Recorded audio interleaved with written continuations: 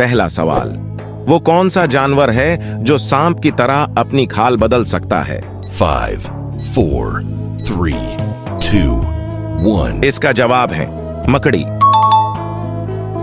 दूसरा सवाल, वो कौन सा जानदार है जो रात को सबसे तेज देख सकता है? 5, 4, 3, 2, 1. इसका जवाब है चिवंटी।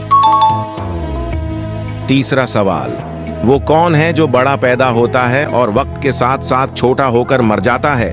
5, 4, 3, 2, 1. इसका जवाब है पेंसिल। छोटा सवाल, वो कौन है जिसका सर नहीं है और फिर भी टोपी पहनता है? 5, 4, 3, 2, 1. इसका जवाब है बोतल। पांचवा सवाल, वो कौन है जो जिंदा हो तो दफना देते हैं, अगर मर जाए तो निकाल लेते हैं?